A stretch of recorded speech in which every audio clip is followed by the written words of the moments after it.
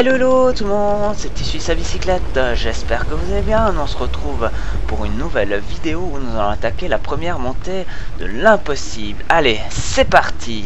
Le but étant d'effectuer cette ascension qui fait un peu moins d'1 km pour une pente moyenne de 17% avec une pente maximum supérieure à 30% avec quelques petits passages techniques, tout cela sans mettre pied à terre. Pour tout vous avouer, c'est déjà la 5e tentative de la journée, déjà 4 échecs à mon compteur. Au premier essai, j'ai tenté un passage en force en gardant mon VTT en version totalement rigide et je ne suis pas allé bien loin. Alors, très rapidement, retour à la case départ après seulement quelques mètres où ma roue avant s'est figée dans un caillou. Seconde tentative avec les suspensions activées cette fois, en pédalant en force tout en gardant le même développement. Interdiction de changer les vitesses, c'est notre objectif pour le moment. C'est peut-être un peu présomptueux. Nous passons ce premier passage jusqu'au replat. Ce fut de justesse que nous l'atteignions tout proche de la rupture. Nous avons dépensé beaucoup d'énergie pour arriver jusque là et devant nous la pente va à nouveau se relever avec quelques passages techniques où nous allons être totalement piégés avec un développement bien trop important. Nous mettons une nouvelle fois pied à terre, retour au départ et cette fois je décide de passer les vitesses, le défi étant de parvenir en haut, inutile de se rajouter des difficultés supplémentaires. Je m'élance donc pour la 3e fois, je passe tous les premiers obstacles et arrivé dans le premier virage à 90 degrés de cette montée, je me fais surprendre par la pente et un caillou.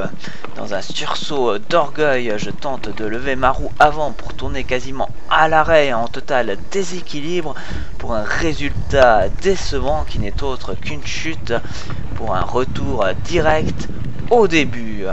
J'avoue que je suis parti un peu fort, j'ai commencé vraiment à fatiguer à mi-parcours. Cette fois je décide de partir avec le petit développement d'entrée de jeu.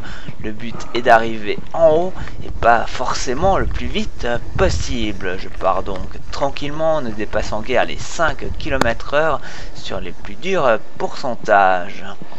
Malgré tout, le cœur monte dans les pulsations, chaque coup de pédale devient difficile et plus nous montons et plus la pente se dresse devant nous.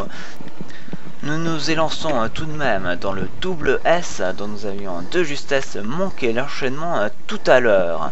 Nous franchissons les quelques passages techniques pour atteindre le dernier virage avec le rec final.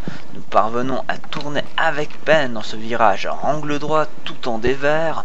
Heureusement qu'il est bien large, s'il avait été un peu trop serré nous aurions eu de la peine à le franchir. Il ne reste plus que 100 mètres difficiles à plus de 30% avec des pierres qui se posent devant nous comme des escaliers infranchissables.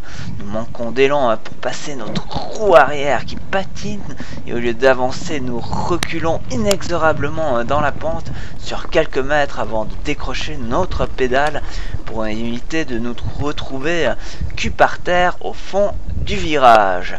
Déçus et frustrés par cet échec, nous descendons avec nos regrets de n'être pas parvenus au sommet. C'est donc la 5e et dernière tentative que vous avez à l'écran. Il n'y en aura pas d'autre. Alors est-ce que nous allons y parvenir? Pour l'instant nous sommes arrivés à passer tous les obstacles du début de parcours qui nous ont tenus en échec, mais bien d'autres nous attendent et nous sommes déjà à bout de souffle. La récupération est de courte durée car dans cette montée tout s'enchaîne très vite et je sais que dans le final il n'y aura pas de repos possible. Et je suis déjà cuit par mes trop nombreux échecs. Mon manque de tactique rend cette montée impossible pour moi. Malgré tout, nous ne perdons pas espoir. Nous poursuivons cette montée et nous sommes maintenant dans les passages difficiles. À cet instant, nous abordons ce double S et derrière, il y aura encore la pente. À avant d'atteindre le dernier virage et la dernière ligne droite sur ce petit chemin jalonné de pierres, toutes plus vicieuses les unes que les autres. Malgré tout, je me force à les éviter, mais certaines essayent de me piéger. Malgré tout, je ne décroche pas. Le petit replat de quelques mètres seulement qui m'attend va me permettre de reprendre mon souffle avant d'aborder ces fameuses dernières difficultés qui m'ont tant fait trébucher.